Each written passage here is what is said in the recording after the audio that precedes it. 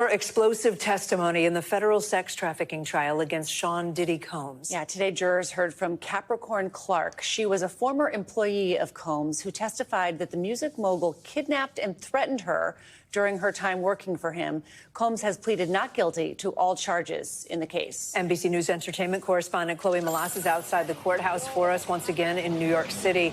Chloe, what did Clark say on the stand today?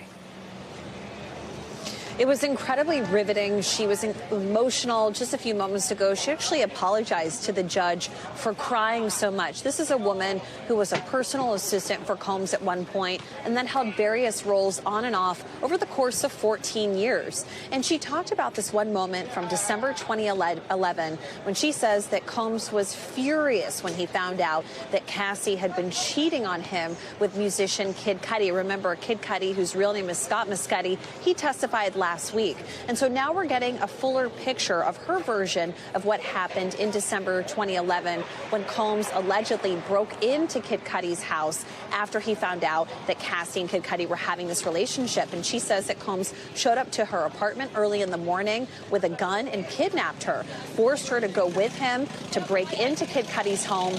And then she said that she stayed back in the car and she called Cassie and warned her what was going on. She also says that later that morning she returned to Sean Combs' house after he had her go and get Cassie and bring her to him. She says that that's when she witnessed Combs violently beat up Cassie and kick her to the point that she fell to the ground in a fetal position, and that he continued to kick her all the way from the front threshold of this mansion to the street. And she says that she was so worried for Cassie's life that she actually called her mother, Regina Ventura, and told her to call 911. But this is slightly different, you guys, than what we heard on the stand from Kid Cudi. Also, when we heard Regina Ventura take the stand, we didn't hear about that call from Capricorn Clark. So, you know, it's really interesting for me to sit in this courtroom and you hear little bits and pieces of these alleged events. And so it's going to be really interesting to hear what the jury eventually thinks in a few weeks. And I also want to point out that it looks like the prosecution might actually be running ahead of schedule,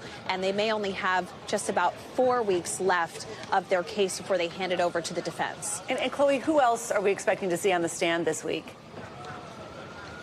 So today we're expecting to hear from some of the individuals that got to the scene of Kid Cudi's car explosion a few weeks after this alleged kidnapping. Remember, he said last week on the stand that Combs was so angry about his relationship with Cassie going on behind his back that he was behind this Molotov cocktail being put into his Porsche convertible. And we saw pictures of the damage of his Porsche last week. So we're expecting to hear from some of the firefighters and the police officers that were leading this investigation.